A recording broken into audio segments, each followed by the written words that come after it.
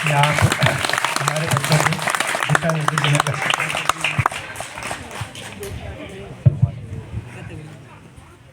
Thank you sir.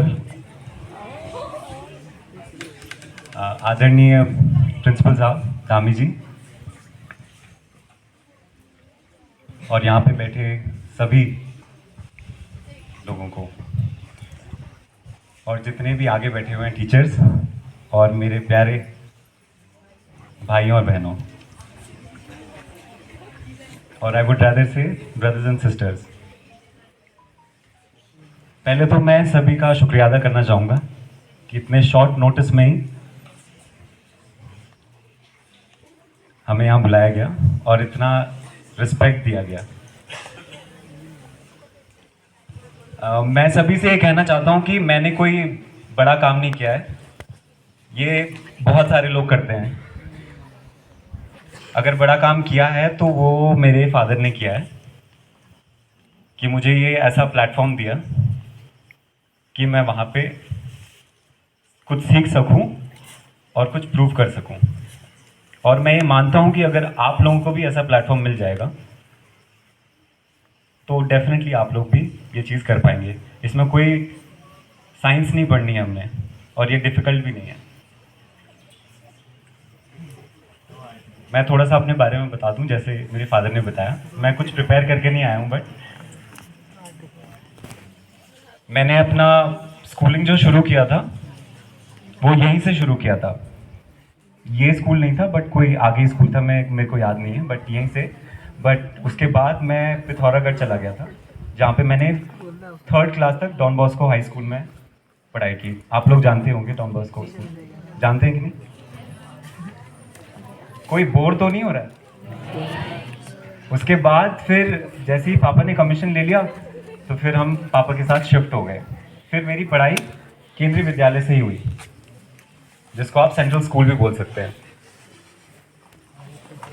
Central school में मैं एक बहुत ही एवरेज स्टूडेंट था और हूँ, लाइक माय फादर, मेरे पिता की तरह मैं भी एक बहुत ही एवरेज स्टूडेंट हूँ। जैसे पीछे पे लड़के बैठे हुए हैं वैसे ही मैं भी पीछे बैठा रहता था। और आप लोग तो बहुत ही ध्यान से सुन रहे हैं, मैं तो वो ध्यान से भी नहीं सुनता था। इनफैक्ट मैं सो जाता था और फिर बाद में टीचर्स लोग मुझे डांट करके कहीं कुछ मुर्गा बना देंगे, कुछ कर देंगे। पर दिमाग में मेरे एक था कि अगर मेरे पापा ने कुछ किया है तो मुझे भी करना चाहिए। और हर दिन मैं पापा को यूनिफॉर्म में देख करके वही मेरे अंदर जोश आता था कि अगर पापा की यूनिफॉर्म उतर जाएगी तो उनसे पहले मेरी यूनिफॉर्म मेरे पास होनी चाहिए। ये एक सोल पर्पस था मेरे पास। और लाइफ में यही मैंने सीखा है कि लाइफ में अगर आपके पास एक पर्पस है, वो पर्पस कुछ भी हो सकता है। आप वो पर्पस को घर बनाने का भी सोच सकते हैं। अगर आपके पास पर्पस है घर बनाना, तो उसकी प्लानिंग आप कैसे करते हैं वो आप पे डिपेंड करता है। वैसे ही मैंने सोचा कि मैं आर्मी ज्वाइन करूँगा। उसके लिए मैंने इंजीनियरिंग की। मेरे इंट्रो में एनडीए लिखा गया था, बट मैं टेक्निकल एंट्री हूँ, मैं डायरेक्ट टेक एंट्री हूँ। तो मैंने इंजीनियरिंग की। इंजीनियरिंग में मैंने अच्छे परसेंट लिए। उसके बाद मुझे कॉल लेटर आ गया था। इलाहाबाद 19 एसएसबी इलाहाबाद से मेरा सिलेक्शन हुआ और 300 लोगों में से सिर्फ मैं ही था। पता नहीं कैसे, मेरे को आज तक समझ में नहीं आया। मैं इतना स्मार्ट वगैरह तो हूँ नहीं, बट तब मेरा हो गया। तब भी मुझे यकीन नहीं था कि मेरा हो पाएगा कि नहीं। फिर मेडिकल क्लियर हो गया। मेडिकल क्लियर होने के बाद फिर मुझे पता चला कि थोड़ा फिजिकल एक्टिविटी भी करनी है, अच्छा करना है एकेडमी में जा कर के। क्योंकि लोग पहाड़ का इंसान बोलते हैं, ये तो पहाड़ी है तो ये शुड बी फिजिकली फिट। ये शरीर से फिजिकली फिट होना चाहिए, कोई नहीं बंदर ही है। तो फिजिकली फिट होना चाहिए, तो उसके लिए मैंने फिर से प्रिपरेशन की और अच्छी प्रिपरेशन करने के बाद एकेडमी ज्वाइन की। और मैंने अपने 12 मंथ का कुछ जो कोर्स होता है ये हमारा एकेडमी का, वो मैंने सक्सेसफुली कंप्लीट किया है। 9th को मेरी पीओपी थी। 9th को जिस दिन मुझे काले सितारे लग गए।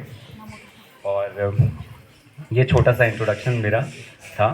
आगे की लाइफ में हमेशा मेरे पास यही रहता है, मैं एक टारगेट ओरिएंटेड पर्सन हूँ। मैं कभी भी कुछ चीज़ सोचता हूँ, जैसे मेरे को खाना बनाने का अगर शौक़ है तो मैं अगर सोचूंगा कि मुझे अगर कोई डिश बनानी है तो मैं उसकी काफ़ी प्रिपरेशन करता हूँ अपने दिमाग में कि मुझे ये चीज़ चाहिए और मेरे को गलती पसंद नहीं है। तो मैं वही चीज़ करता हूँ अपनी लाइफ में कि अगर मुझे कुछ चीज़ खरीदनी भी, अगर मैंने अपनी मदर के लिए कुछ चीज़ खरीदना है तो मैं उसके बारे में भी सोचूंगा कि वो कलर मेरी मदर को अच्छा लगेगा कि नहीं। ये सारी चीज़ों के बारे में अगर आप सोचेंगे अपने लाइफ के बारे में, आप अभी तो कौन से स्टैंडर्ड में आप? आई थिंक पीछे भी बैठे होंगे या 12th का कोई नहीं। तो हाथ खड़ा करने में कोई शर्म नहीं होनी चाहिए, क्योंकि फौज में जाओगे तो हाथ अगर ऐसे खड़ा कर दिया तो फिर वो हमेशा ऐसे ही रहेगा, वो करा देंगे। तो ध्यान रखिए कि अगर कोई आपसे कुछ पूछ रहा है तो आप उसका एकदम कॉन्फिडेंटली जवाब दीजिए। तो यही है बात, मेरे पास कुछ ज़्यादा चीज़ नहीं है, बट पर्पस रखना है अपनी लाइफ में। जो भी चीज़ आप करने की सोचोगे उस चीज़ के बारे में करेक्ट प्लानिंग होनी चाहिए, स्मार्ट प्लानिंग होनी चाहिए।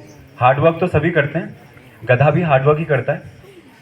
उसके पीठ में अगर 20 kg भी डाल दो तो वो एक जगह से दूसरी जगह ले जाएगा, चाहे मार के हो या फिर सिखा करके हो। बट अगर आपको पता है कि स्मार्ट वर्क कैसे करना है और उन 300 में से अगर अकेला सेलेक्ट होना है तो आपको एक स्टेप एक्स्ट्रा लेना ही पड़ेगा।